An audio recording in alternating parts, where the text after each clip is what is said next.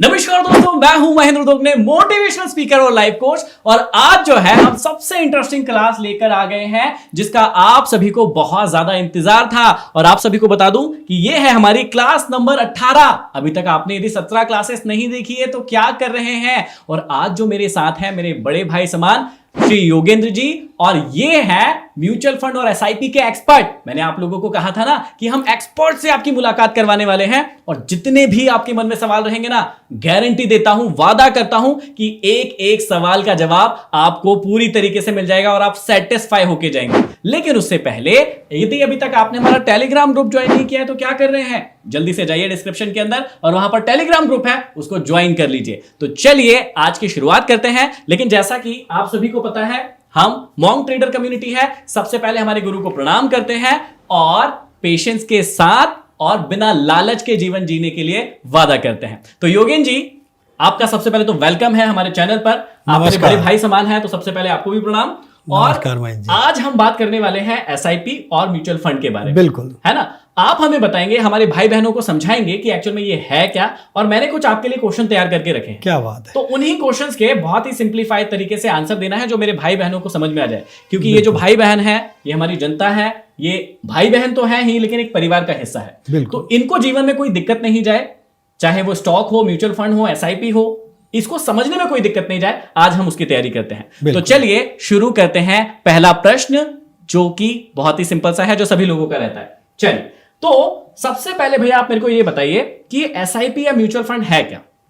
नमस्कार, आपके सभी इन्वेस्टर्स को मेरा नमस्कार और सबका स्वागत है जी। एसआईपी और म्यूचुअल फंड नए जमाने का इन्वेस्टमेंट का एक तरीका है जिसमें छोटे छोटे निवेशकों के द्वारा पैसा इकट्ठा कर कर हम एक कुशल एक्सपर्ट फंड मैनेजर को देते हैं। अच्छा। जो आपका पैसा मार्केट में निवेश करता है। ठीक है। हम जनरली इन्वेस्टर्स एसआईपी और म्यूचुअल फंड में भ्रमित हो जाते हैं कि एसआईपी और म्यूचुअल फंड अलग अलग है। क्योंकि म्यूचुअल फंड एक इन्वेस्टमेंट का प्रोसेस है और एसआईपी उस म्यूचुअल फंड में इन्वेस्टमेंट करने का तरीका है। अच्छा। जिसको हम बोलते हैं सिस्टमैटिक इन्वेस्टमेंट प्लान। अच्छा। जो कि अगर हम हर महीने इन्वेस्ट करें या 15 दिन में इन्वेस्ट करें या क्वार्टरली इन्वेस्ट करें तो उसको सिस्टमैटिक इन्वेस्टमेंट प्लान बोलते हैं। क्योंकि कई सारे भाई बहन इस बात में कंफ्यूज रहते हैं। शायद मुझे भी कंफ्यूजन पहली बार में था, जब तक आपसे शायद नहीं मिला था, कि म्यूचुअल फंड एक अलग चीज होती है और एसआईपी ये जो है वो एक अलग चीज होती है। शायद मुझे भी कभी कभी ऐसा ही लगता था, लेकिन बाद में मुझे समझ में आया या पता चला या स्टडी की उसकी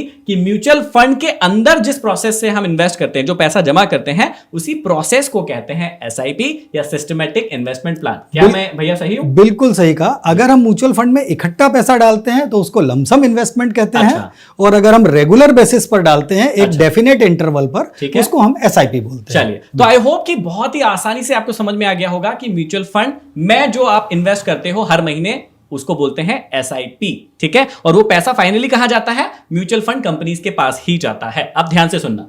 अगला प्रश्न भैया हमारे सामने है कि इनमें रिटर्न कितना मिलता है भैया? म्यूचुअल फंड में कोई भी गारंटेड रिटर्न नहीं रहता है।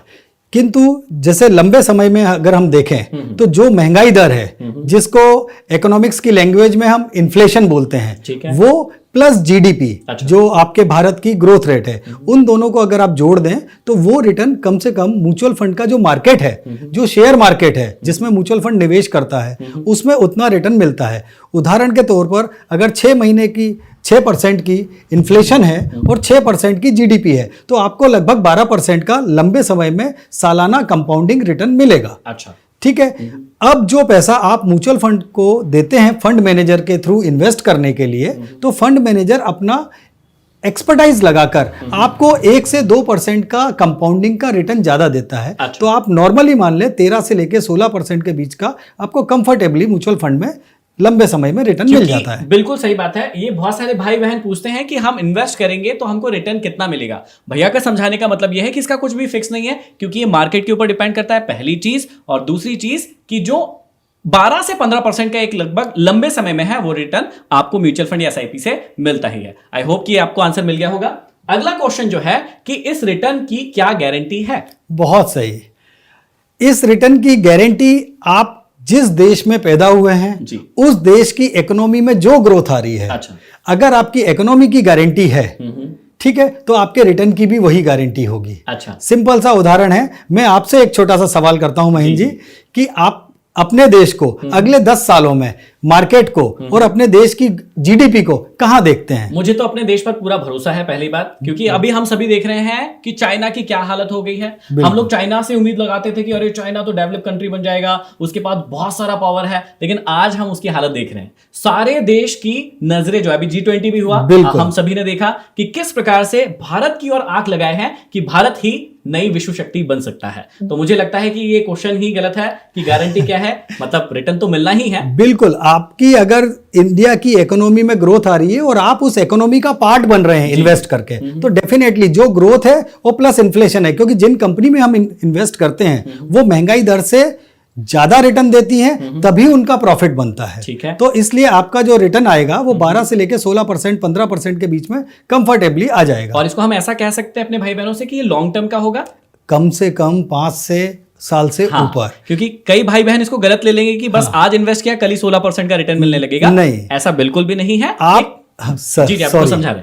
मैं ये कहना चाहूंगा कि म्यूचुअल फंड का रिटर्न और एफडी का इन्वेस्टमेंट, इन दोनों में थोड़ा सा आपको समझना पड़ेगा। एफडी का ग्राफ आपका सीधा जाएगा, म्यूचुअल फंड का ग्राफ आपका फ्लेक्सिबल वोलेटाइल होता हुआ जाएगा। मतलब आप ये समझाना चाहते हैं कि यदि आपने एफडी करवाई है तो जो भी अमाउंट आपको पहले से बता दिया जाता है कि इतना मिलना है, वो उतने ही तक ही जाएगा, पहली बात, और सीधा चला जाएगा। बिल्कुल। लेकिन म्यूचुअल फंड कुछ इस प्रकार से जाता है और इसका कोई भरोसा नहीं है। बिल्कुल सही कहा, बिल्कुल सही कहा। एफडी में आपने बिल्कुल सही कहा कि ऊपर की अर्निंग की लिमिट आपने फिक्स कर दी है कि इतने साल में आपको इतना ही रिटर्न मिलेगा, ये पहले से हमको लिख के दे देते हैं ना, राइट, कि इतना ही मिलना है।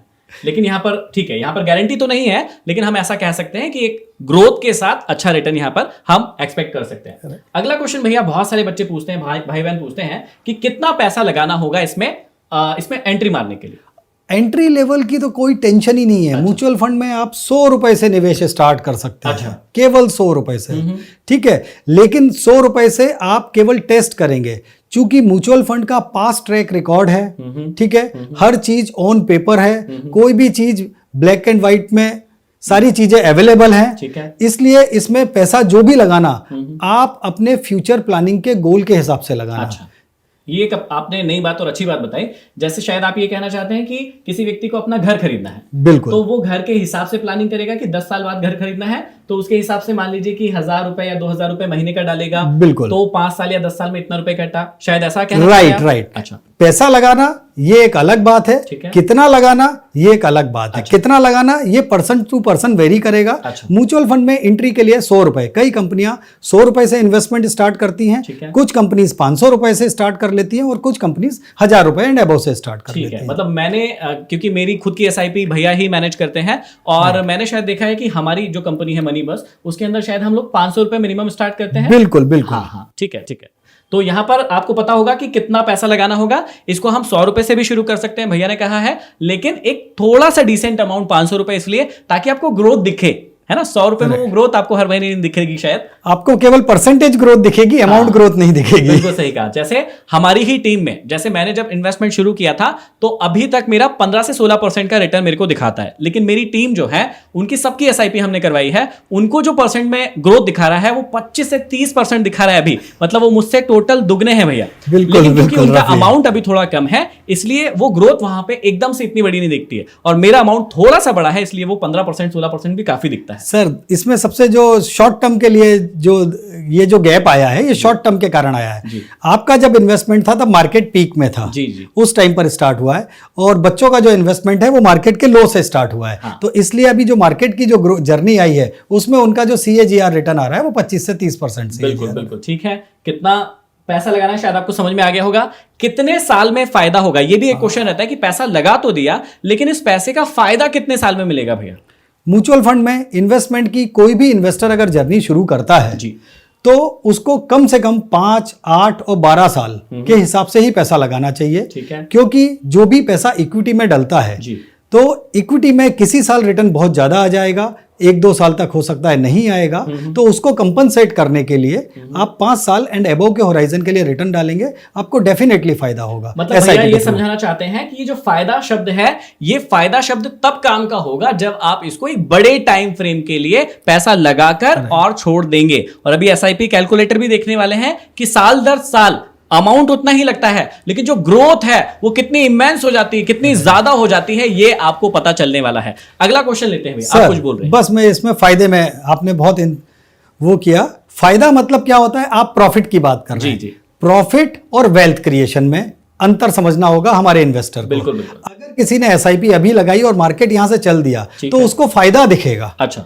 ठीक है, लॉन्ग टर्म में यही आपका वेल्थ क्रिएशन होगा। वेल्थ क्रिएशन आपकी 12 से 16% पर ही होगी। अच्छा, क्यों? क्योंकि अगर मार्केट यहां से तेज चल गया तो वो धीरे धीरे रेस्ट करेगा, क्योंकि किसी भी कंपनी की ग्रोथ 70% से अगले 10 साल तक कंसिस्टेंट नहीं रह सकती है। तो लॉन्ग टर्म में जो फायदा है उस फायदे को आपको वेल्थ की तरफ उसको मूव करना पड़ेगा। मतलब शायद भैया ये समझाना चाह रहे हैं कि बहुत सारे लोग शॉर्ट टर्म में प्रॉफिट गेन करने की बात सोचते हैं, उसको भैया कह रहे हैं कि वेल्थ क्रिएट करना नहीं बोलते हैं। तो भैया वेल्थ क्रिएशन की बात कर रहे हैं। वेल्थ क्रिएशन मतलब क्या होता है? बहुत सारे लोग सोचते हैं कि बस मैं अभी पैसा लगा दूं, 1-2 महीने में जो प्रॉफिट हो चुका है उसको निकाल लूं। जैसे हमारे मन में भी शुरू में आता था कि जब हमारी एसआईपी शुरू हुई थी, बड़ी एसआईपी है, तो उसमें हमको ज्यादा फायदा दिखता था। मतलब 10% 15% ग्रोथ एक बड़े अमाउंट पे बहुत बड़ा ग्रोथ दिखता है ना। तो हमको लगता था कि यार इसको निकाल ले क्या, एक बार के लिए, ऐसा लगता है। लेकिन कभी भी ऐसी गलती नहीं करना है। कम से कम 5 साल 6 साल 7 साल रखो तो वो वेल्थ बनेगी और वो ही आपको असली फायदा पहुंचाएगी। अगले क्वेश्चन की ओर बढ़ते हैं भैया। अगला क्वेश्चन है कि क्या इसमें पैसा डूब सकता है या डूब जाएगा? क्योंकि कई सारे भाई बहनों के मन में प्रश्न रहता है ना कि हम पैसा लगा रहे हैं और वो स्टॉक मार्केट में ही जाएगा, म्यूचुअल फंड मतलब वही है, तो फिर क्या ये डूब सकता है? नहीं, पैसा डूब नहीं सकता है। अच्छा, पैसा आपका कम ज्यादा होगा। अच्छा, जिसको हम मार्केट की वॉलेटिलिटी बोलते हैं। है। और जो मार्केट की वॉलेटिलिटी है वही एक सच्चे इन्वेस्टर की सबसे अच्छी मित्र है। अच्छा, क्योंकि वॉलेटिलिटी से ही आपकी मार्केट की जर्नी में पैसा बनेगा। क्योंकि म्यूचुअल फंड में पैसा इसलिए नहीं डूबता है क्योंकि म्यूचुअल फंड का फंड मैनेजर जिस प्रोसेस से पैसा डालते हैं अलग अलग कंपनीज में, उन कंपनीज में छोटे छोटे अमाउंट में डालते हैं। तो आपका अगर किसी भी कंपनी में कोई भी डिफॉल्ट होता है, अच्छा, या कुछ भी होता है तो परसेंट बहुत कम होता है। अच्छा, और दूसरा पैसे का इनफ्लो रेगुलर रहता है। तो म्यूचुअल फंड में पैसा डूब नहीं सकता है। अच्छा, वोलेटाइल रहेगा।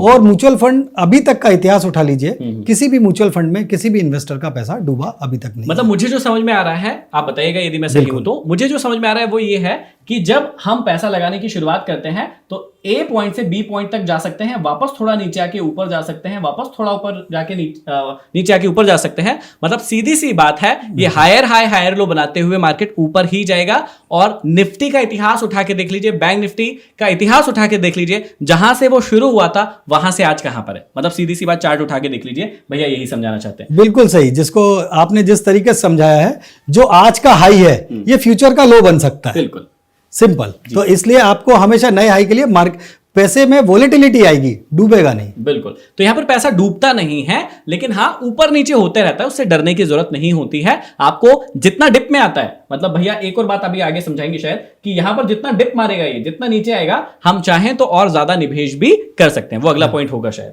तो अगला क्वेश्चन है भैया कि क्या बीच में पैसे निकाल सकते हैं? या यहीं पर एक और क्वेश्चन ऐड कर सकता हूं कि यदि हमारे पास ज्यादा पैसे आते हैं तो क्या डाल भी सकते हैं? बिल्कुल, हम म्यूचुअल फंड में बीच में पैसे निकाल सकते हैं। आपका जिस दिन इन्वेस्टमेंट हुआ, अगर आपका investment tax saver mutual fund में नहीं है, ठीक है, या किसी भी लॉक इन वाले म्यूचुअल फंड में नहीं है, ठीक है, तो आप बीच में कभी भी पैसे निकाल सकते हैं। अच्छा, 1 साल के पहले केवल जो आपके फंड वैल्यू है उसका 1% एग्जिट लोड देकर निकल जाएंगे, और 1 साल के बाद में वो एग्जिट लोड भी नहीं लगेगा। अच्छा, तो ये अलग अलग कंपनी की अलग अलग पॉलिसीज है। अच्छा, तो चूंकि पैसे निकाल सकते हैं, ये तो एक क्वेश्चन का सिंपल आंसर हो गया, लेकिन मैं इन्वेस्टर को, अपने निवेशकों को केवल इतना ही बताना चाहूंगा कि म्यूचुअल फंड इतनी ट्रांसपेरेंट है, इतना ट्रांसपेरेंट है कि इसी के कारण इसमें निवेशक पैसे नहीं बना सकते हैं। अच्छा, ये जो इसका प्लस पॉइंट है वही नेगेटिव भी होगा? वही इसका सबसे बड़ा नेगेटिव पॉइंट है। क्यों भैया?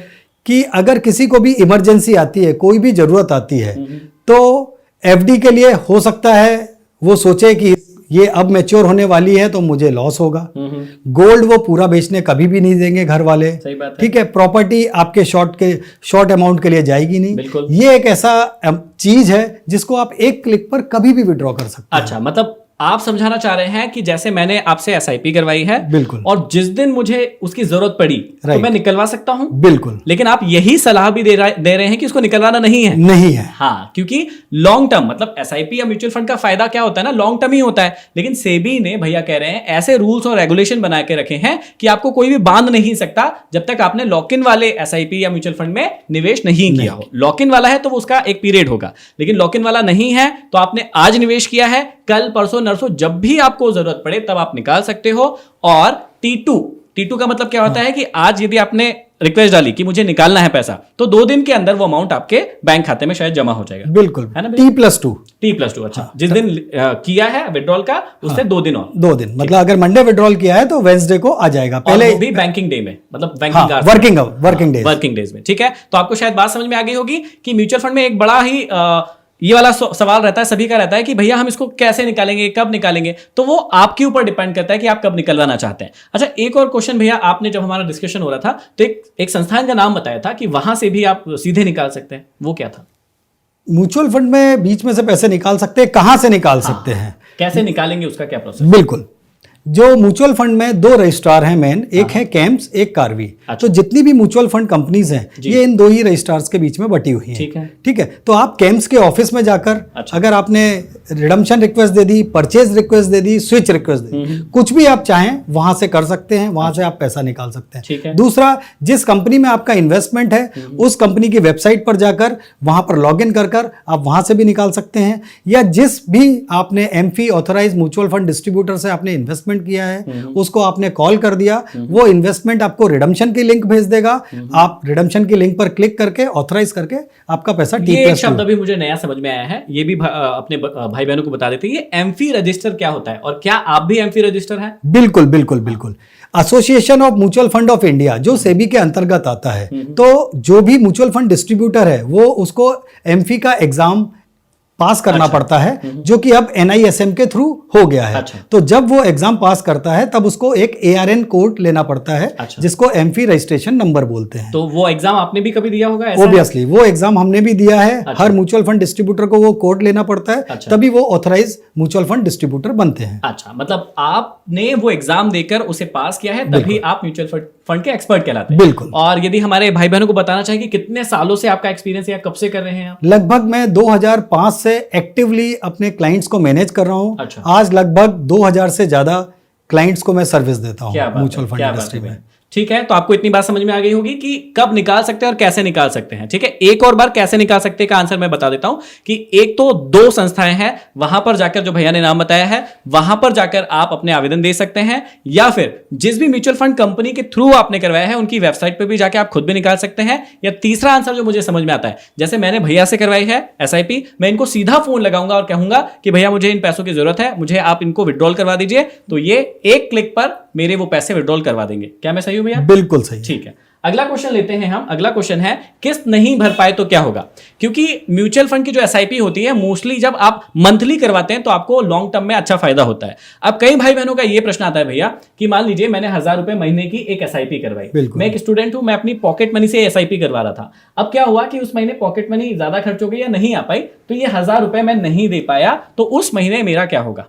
कोई पेनल्टी लगेगी या क्या होगा? म्यूचुअल फंड इंडस्ट्री की तरफ से या जिसके थ्रू कराया है उसकी तरफ से आपको कोई पेनल्टी नहीं लगेगी। अच्छा। हाँ, चूंकि जो आपकी एसआईपी है वो वन टाइम मैंडेट या नेच जिसको हम बोलते हैं उसके द्वारा रजिस्टर्ड की गई है। ठीक है, तो इससे क्या होता है कि ये bank as a cheque bouncing की तरह ट्रीट करेगी। अच्छा। तो अलग अलग बैंक के जो चेक बाउंसिंग चार्जेस हैं, तो उस चेक बाउंसिंग चार्जेस बैंक आपको भी चार्ज करेगी और no doubt mutual fund industry को भी चार्ज करेगी। जब चेक बाउंस होता है उसकी बात करें। हाँ, जैसे म्यूचुअल फंड इंडस्ट्री ने ओटीएम बैंक को भेजा, वन टाइम मैंडेट बोलते हैं जिसको हम, तो वन टाइम मैंडेट के थ्रू अब आपके बैंक अकाउंट में पैसा नहीं है। अच्छा। तो आपका जो एसआईपी जानी थी वो बाउंस हो गई। बिल्कुल। तो बैंक ने आपको भी बाउंसिंग चार्जेस लगाया, बैंक ने कंपनी को भी बाउंसिंग चार्जेस लगाया।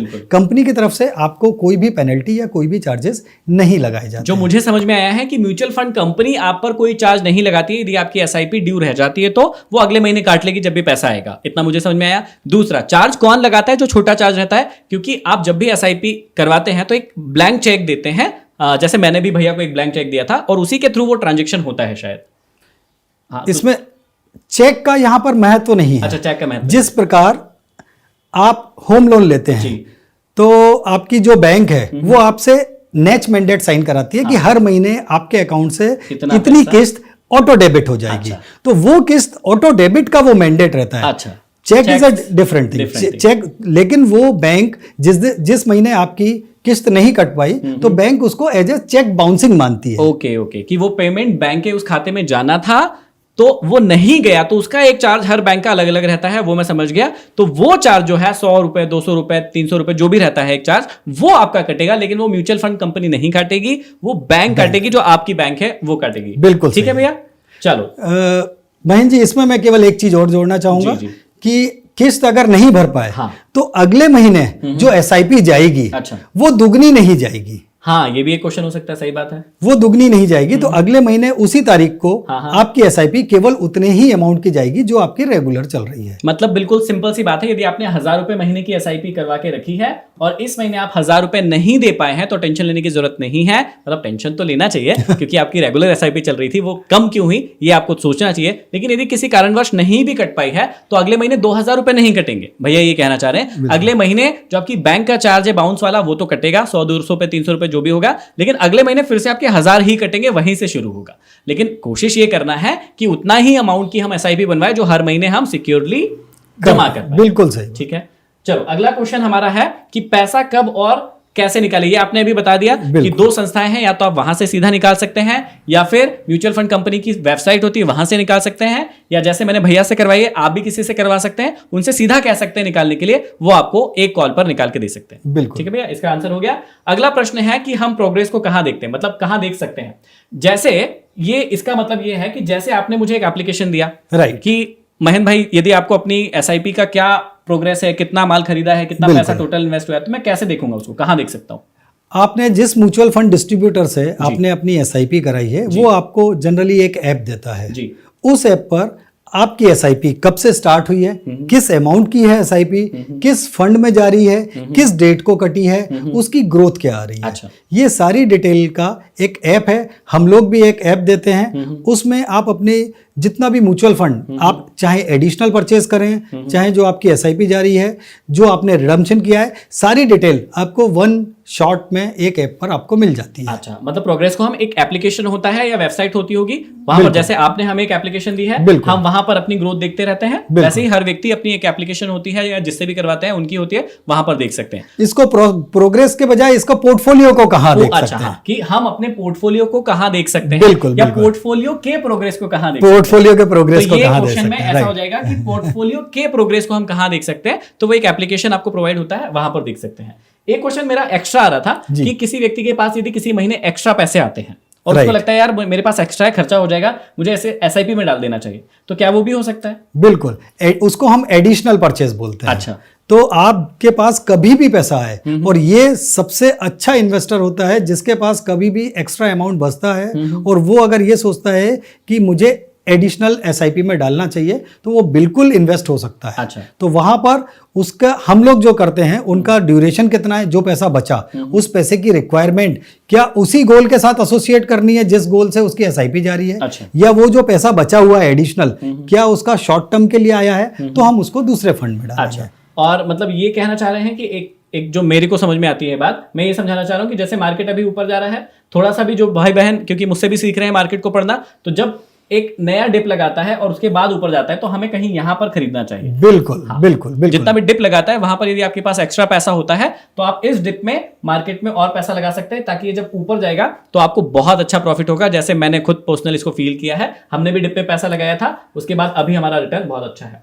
अगला क्वेश्चन है भैया कि यदि आप भाग गए तो क्या होगा। इसका मतलब ये है कि बहुत सारे लोग डरे हुए होते हैं स्टॉक मार्केट के नाम से, एसआईपी या म्यूचुअल फंड के नाम से। तो एक बहुत बड़ा क्वेश्चन आता है कि अब कोई व्यक्ति कहां बैठा है, किससे हम क्या एसआईपी करवा रहे हैं, म्यूचुअल फंड करवा रहे हैं। बिल्कुल। तो यदि वो व्यक्ति भाग जाता है या पैसे लेकर चला जाता है या कोई फ्रॉडगिरी करता है, या उनका काम बंद हो जाता है, बिल्कुल, XYZ, ये भी हो सकता है कि बिल्कुल। उनका खुद का काम बंद हो गया या एक जीवन उनका चला गया, ऐसा भी कभी हो सकता है। बिल्कुल। तो इस कंडीशन में क्या हो सकता है या कस्टमर क्या करेगा। बिल्कुल, सबसे इंपॉर्टेंट चीज, हम अभी नॉर्मल केस की बात करते हैं जी। कि भाग जाए, ठीक है, तो भागता वही आदमी है जो आपसे पैसे लेता है। ठीक है। म्यूचुअल फंड में आप पैसा कभी भी किसी मीडिएटर को नहीं देते हैं। अच्छा। आप हमेशा जो इन्वेस्ट करते हैं म्यूचुअल फंड में डायरेक्टली करते हैं। अच्छा। ठीक है, वी आर द गाइड। अच्छा, ओके, ठीक है, तो इसलिए हमारा भागने का कोई रोल नहीं है। अच्छा। दूसरी चीज, कुछ भी किसी के भी साथ मिस हैपनिंग हो सकती है, ठीक है, इसीलिए हमने कंपनी फॉर्म करी है, ठीक है, कि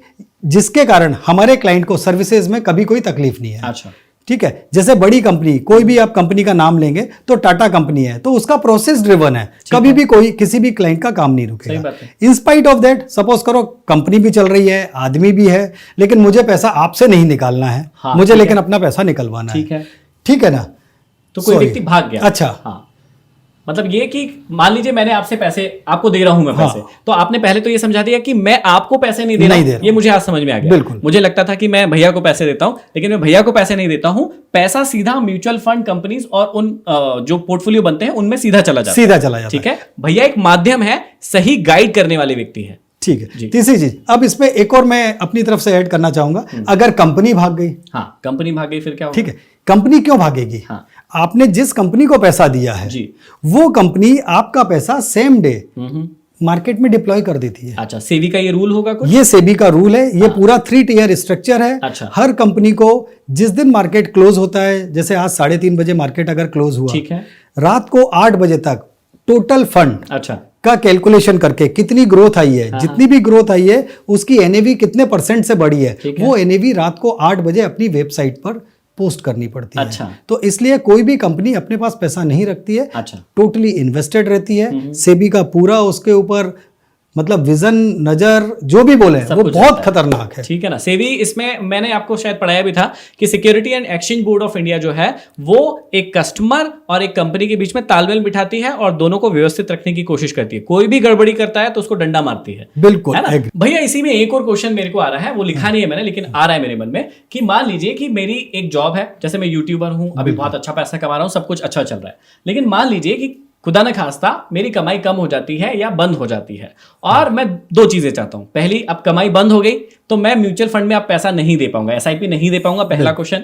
दूसरा ये कि जो मेरा पैसा इन्वेस्ट है मैं उसको भी निकालना नहीं चाहता हूं, क्योंकि घर खर्च मेरा चल रहा है, तो मेरे को पता है कि लॉन्ग टर्म में तो पक्का उससे फायदा बहुत बड़ा होने वाला है, तो मैं वो पैसा भी नहीं निकालना चाह रहा हूं और नया पैसा भी ऐड नहीं करना चाह रहा हूं, तो क्या होगा? बिल्कुल, आप दोनों काम कर सकते हैं।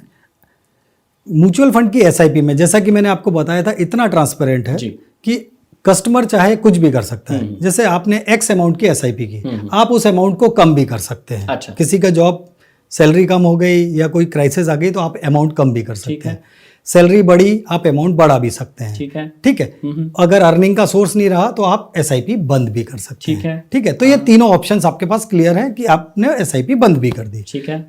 जो फंड आपका पड़ा हुआ है वो as a lump sum amount calculate हो जाएगा उस दिन से, और वहां से मार्केट के साथ में, जैसा कि मैंने आपको बताया था, प्लस फंड मैनेजमेंट के जो गाइडेंस से जो ग्रोथ आएगी, आपका फंड उस हिसाब से 12 से 16% के बीच में ग्रोथ तो में इसको बढ़ेगा। हमको किसी को बताना होगा, क्योंकि जैसे इसको यदि हमने एसआईपी नहीं जाने दी, हाँ। तो फिर तो वो चेक बाउंस वाले में काउंट हो जाएगी। बिल्कुल, है ना। तो इसको हमको अपने फंड मैनेजर को बताना पड़ेगा क्या? बिल्कुल, फंड मैनेजर को नहीं। अच्छा। आपको अपने म्यूचुअल फंड के डिस्ट्रीब्यूटर को बताना जैसे पड़ेगा। मैं हूं तो आपको बताऊं। बिल्कुल, आपने मुझे केवल कॉल किया कि सर मेरी अगले महीने से म्यूचुअल फंड की एसआईपी नहीं जाए। ठीक है। मैं एज यूजुअल आपको लिंक भेजूंगा, आप उसको ऑथराइज कर देंगे। ठीक है। कि नेक्स्ट मंथ से एसआईपी क्लोज। ठीक है। जो आपका फंड है, एज यूजुअल आपका पोर्टफोलियो आप अपने ऐप पर देख पाएंगे। डेली का अप्स एंड डाउन्स, पोर्टफोलियो का मूवमेंट सेम रहेगा, वो सेम रहेगा। मार्केट की वॉलेटिलिटी, फ्यूचर मार्केट देखकर आपके फंड में जो भी स्विचेस करना होंगे वो मेरा काम है। मतलब मैं बहुत जो समझा हूं वो एक बार और एक्सप्लेन कर दूं कि मान लीजिए आपने एसआईपी इस साल करवाना शुरू की या आज से करवाना शुरू की, 1 साल तक बहुत अच्छी चली, कोई दिक्कत नहीं, आपकी लाइफ में भी कोई दिक्कत नहीं है, लेकिन मान लीजिए खुदा न खास्ता कि आप एसआईपी करवाने लायक नहीं रहे, मतलब इतना पैसा नहीं आ रहा है आपके पास, और आप चाहते हैं कि यार ये मेरा जो अमाउंट पड़ा है ये ग्रो होता रहे जैसे एफडी में होता है, तो फिर आप उसको पड़े रहने दीजिएगा और अपनी नई एसआईपी को बंद करवा सकते हैं। जैसे मैं भैया को बोलूंगा तो ऐसे ही आपके पास भी कोई व्यक्ति होंगे जो आपकी एसआईपी को संभालेंगे, उनसे आप कह सकते हैं, तो वो वाला सिस्टम हो जाएगा। बिल्कुल। एक और मेरे मन में नया सवाल है जो इसमें ऐड नहीं किया है। क्या? यदि जिस व्यक्ति ने एसआईपी करवाई है जी, वो ना रहे, खुदा न खास्ता, ठीक है, ईश्वर किसी के साथ ऐसा ना करे, पर वो यदि नहीं रहे, और फिर क्या होगा उसके बाद? इसमें केवल म्यूचुअल फंड एक ऐसी चीज है जिसमें, जो मैंने आपको शुरू से बोलता आ रहा हूं कि सेबी के इतने रेगुलेशन है, जी, जी। पूरा इन्वेस्टर फ्रेंडली है। ठीक है। ये 7 वर्किंग डेज में पूरा का पूरा नॉमिनी में ट्रांसफॉर्म होता है। ये कैसे होता है? अच्छा। केवल जैसे आपने मुझसे कराई है, जी। ठीक है, मुझे जिनकी एसआईपी है उनका डेथ सर्टिफिकेट लगेगा। ठीक है। जो नॉमिनी है उनके केवाईसी के डॉक्यूमेंट लगेंगे, जैसे कि पता है सबको, जी। आधार कार्ड, पैन कार्ड, फोटो जी। और बैंक की डिटेल्स। ठीक है। ठीक है। तो जो नॉमिनी है उनके केवाईसी के डॉक्यूमेंट्स लगेंगे, जो एक्सपायर हो गए उनका डेथ सर्टिफिकेट लगेगा।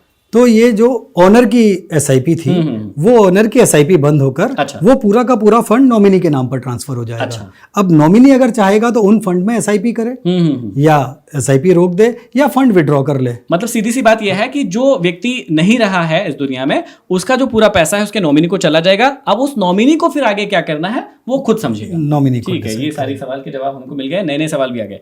एक्स्ट्रा पैसा लगा सकते हैं क्या? वो अभी मैंने पूछ लिया था, उसका जवाब मिल चुका है कि जब जब डिप आती है आप अपने फंड मैनेजर को बोल सकते हैं कि भैया इसमें और पैसा लगा दीजिए, वो आपसे लगवा लेंगे। ये क्वेश्चन हो गया। एसआईपी कितने साल की होती है या कितने समय के लिए होना चाहिए? एक नॉर्मल सा सवाल है। एसआईपी आप लॉन्ग टर्म के लिए कभी भी कर सकते हैं। जैसा कि बोला है, ट्रांसपेरेंसी है एज यूजुअल। आप जब चाहें तब कम करा सकते हैं, जब चाहें तब बढ़ा सकते हैं, सीधी सी बात और है। जब चाहें तब बंद करा सकते हैं। मेरे हिसाब से कम 5 से 7 साल तो किसी भी व्यक्ति को एसआईपी में पैसा रखना ही चाहिए, और उसके बाद आप 10 साल, 15 साल, 20 साल जितना ज्यादा रखेंगे ना, उसका उतना ज्यादा फायदा है। एक एसआईपी कैलकुलेटर लगा के मैं यहां पर आपको दिखा देता हूं कि यदि आप हर महीने 2000 रुपए, ये देखिए एसआईपी कैलकुलेटर में 2000 रुपए यदि आप हर महीने इन्वेस्ट करते, और यदि हम लॉन्ग टर्म में 15% का रिटर्न एक मान रहे हैं, तो देखिए 10 साल में कितना फायदा हो रहा है, ये आपके सामने है। 20 साल में देखिए कितना फायदा हो रहा है, 30 साल में कितना हो रहा है, और 40 साल में कितना फायदा हो रहा है। ये सब कुछ आपके सामने है। देखिए अमाउंट थोड़ा थोड़ा बढ़ रहा है हर साल, वही सेम अमाउंट बढ़ रहा है, लेकिन क्योंकि साल बढ़ रहे हैं, आपका पैसा देखो यहां पर आप करोड़पति बन जाएंगे, ये आपको पता नहीं है। लेकिन इसके लिए भैया सिंपल सी चीज है, कंसिस्टेंसी के साथ काम करना पड़ेगा। और एसआईपी 5 और 7 साल के लिए नहीं करना चाहिए। जी जी। एसआईपी टिल फर्दर नोटिस के लिए करना चाहिए। सही बात है कि जब तक आपको वो अमाउंट जो आप अचीव करना चाहते थे, जो लक्ष्य है आपका, वो अचीव ना हो जाए, है ना, क्योंकि बाकी सारी चीजें चलती रहेगी लाइफ में। ये 1-2 हजार जो जमा करेंगे, 5000 की एसआईपी करेंगे, इससे शायद कोई फर्क भी नहीं पड़ेगा आपकी लाइफ में। जैसे मैं जिस अमाउंट की एसआईपी करता हूं, तो मुझे उससे कोई फर्क भी नहीं पड़ता है यदि वो मेरी लाइफ से चला भी जाता है तो, है ना। तो ऐसे अमाउंट की एसआईपी करवाइए जिससे जाने से, हर महीने उसके जाने से आपको जीवन में कोई फर्क नहीं पड़ता है। अगला एक क्वेश्चन है हमारे पास कि एसआईपी कहां से करवाए। देखो ये बहुत इंपॉर्टेंट क्वेश्चन है। बहुत सारे भाई बहन मुझसे पूछ रहे थे एसआईपी कहां से करवाना है सर, आप बता दीजिए। तो एक ये क्वेश्चन बहुत आता है कि एसआईपी करवाए कहां से।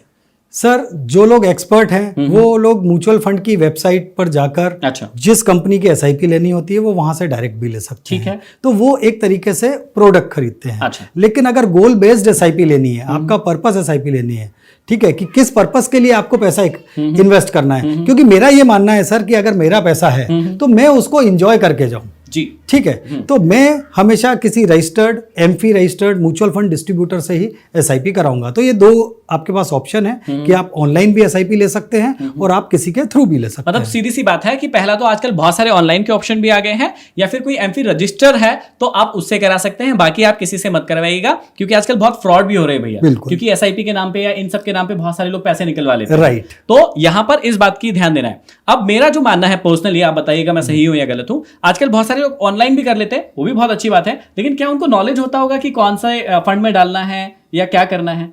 सर, नॉलेज नहीं होती है सर, इंफॉर्मेशन होती है उनके पास। और इंफॉर्मेशन आज की डेट में इतनी कूट कूट के भरी हुई है सर, आप कहीं पर भी डालेंगे, गूगल सर्च करेंगे तो केवल इंफॉर्मेशन ही है। तो लोगों को इंफॉर्मेशन और नॉलेज में जो माइनर सा डिफरेंस होता है वो नहीं हो पाता है। मैं आपकी फील्ड की इंफॉर्मेशन ले सकता हूं, लेकिन जो आपको आपकी फील्ड की नॉलेज है उसके लिए मुझे भी उतना ही टाइम देना पड़ेगा।